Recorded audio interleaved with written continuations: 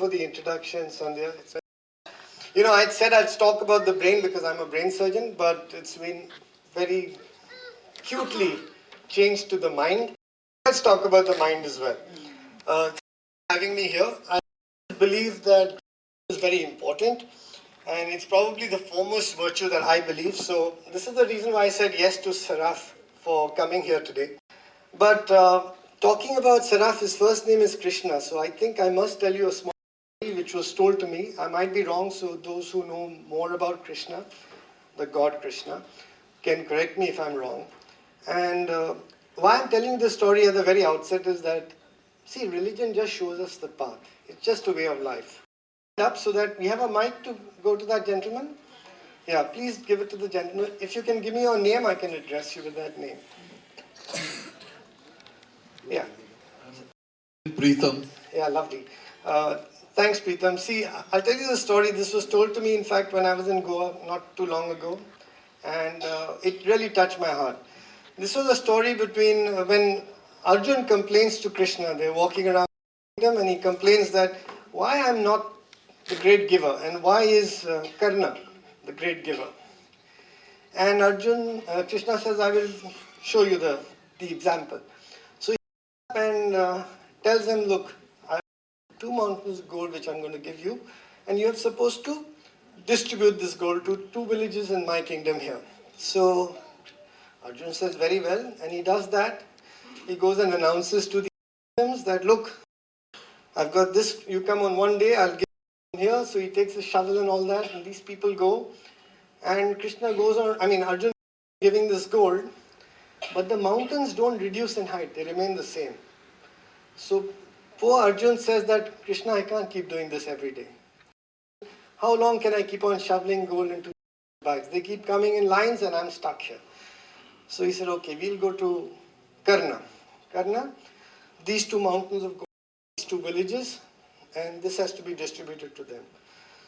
He says, very well, that's very simple. He goes to the first village, says, look, this mountain belongs to your village. Take your bags, make a nice line, don't fight, go and pick up all the gold. He tells the same to the second village, and he goes along his business. Now please tell me what's the moral of the story.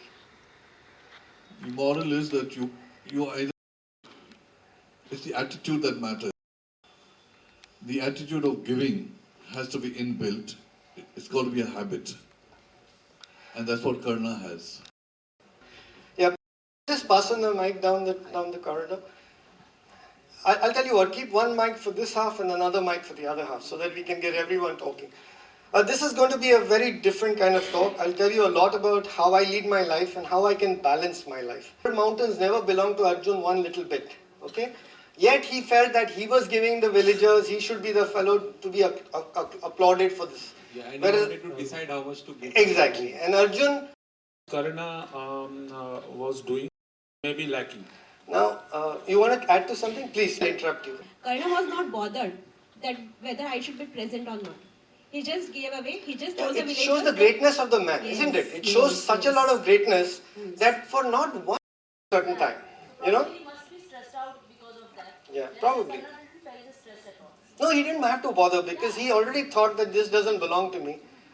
My job, I've told the villages to go and collect whatever has to be collected and I've moved along. So the fact that he moves along indicates his dissociation from whatever was there. That's very evident. Now, I will take you a step forward. All of us have exactly the mountain of gold. You may have lots, somebody may have something little. Nothing really belongs to us. If I have my house, it's my bloody well responsibility to look after it. But I'm not going to be there for life. I'm going to be there for 50, 60, 70, 80, if I'm 80, maybe 100. But not forever. How do we understand? Can't we understand this much? That we go on craving for things. So this is beyond what religion teaches you. And how do you come to this? You come to this when you experience what people don't have. They feed their house. How can we charge 5,000 rupees when they don't have 5,000 rupees in their pocket? A drug costs 500 rupees across the road they have to go and buy because we can't provide them. Where will they get it from? And this is, believe me, more than 80 or 90%. We are the chosen few here. How can you not understand this fact? Where are the politicians leading us? Winston Churchill said in the 1940s, India cannot rule itself. They don't have anyone worth its salt to look after us. And this is with the Gandhis and the Nehrus at his side. So you can well imagine the concept of life and the white ball cricket are different. In cricket, it is not winning or losing that matters. If the essence of the game is to play it. And I've shared the dais with in a function. But let me go back a bit. I played for Acharika sir's team for 2 years after I came back from Trivandrum because I was in another state, so I had taken NOC from MCA that I'm playing in another state, please. So when I came back, I had no actual team that I played. So I played for Acharika sir. He had put up his hand and play for my team. I was playing for Sasanian. I had operated throughout the night. I was red in the eye, anyone could notice that. Straight away at 7:30 I finished my duty, I changed, had a shower, 8:30 I was at the ground. Acharika sir was there before I was. So I said, sir, he pounds me or tells me anything, sir, I just want to tell you, I just want to tell you, I mean this is for the record, not, and only opposition players had come early, he heard that. I have not slept the whole night. So in case you want to drop me, you have full right. I mean, I'm not maybe as fit as somebody else. He said, why have you? I said, to play, sir. Then jolly well play. Don't make any excuse. You come to play, play the bloody game.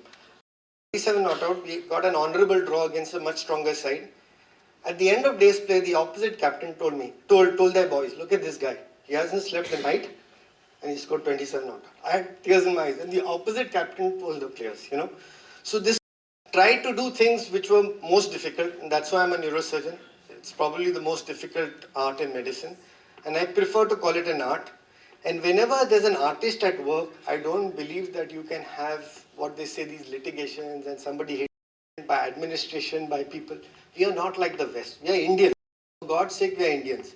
And doctors are revered as gods and they will be always revered as gods in our country. And I believe, so a doctor will be like God. At least believe that, because if you do that, you're going to be a third-rate person. Unless you understand religion, unless you understand right from wrong, unless you understand honesty, there's no way you can be a doctor. So first you have to be a good human being. Then you have to be academically good. Then you have to manage to get all those scales through. I'm telling you, there's a colleague of mine who I've invited he's like my brother almost. I don't have. He took up dentistry. He would not have taken up dentistry. He didn't play cricket with me. We got similar marks. He got better marks in the PCB. We used to have PCB in our times. And I got 15 marks for my additions, 5 marks for academics and 10 marks for sports. He said, Adil, if you had made me play cricket, I would have got 3+ or 4 for each game and I would have done medicine. I said, 1,500, you already got 2 clinics, running clinics going on in dentistry. Look at me and look at where you are. So, we've had all sorts of discussions on economics. My ideas of economics are completely different. I don't mutual funds, shares, nothing. I don't invest. I go, as a Catholic says, give us today our daily bread. Again, I'm telling you to go beyond religion. Daily bread means what? He's asking God, just give me food for every day, not even shelter. The earth is our shelter. If we go around cutting trees, metro, I can talk about now, but let's not get into that. Trees, okay? The prayer is, it's not written today. Give us today our daily bread. He's asking God just for food to eat. That's all. Now, what is the meaning of that? Food, I have to do some work to get my food. Either I have to till the land or I have to do something or the other to get my food. So it's actually asking God to let me do some work every day. Now he's asking God, let me do my work and let me do it daily. There is no rainy day. Why do you want a rainy day? Why do you expect? What is the concept of insurance? I don't have any medical insurance. Any kind of insurance. In fact, I didn't remember to pay something which was maybe taken 20 years ago. Now everyone's saying you're going to lose benefits. What benefits? What is the guarantee?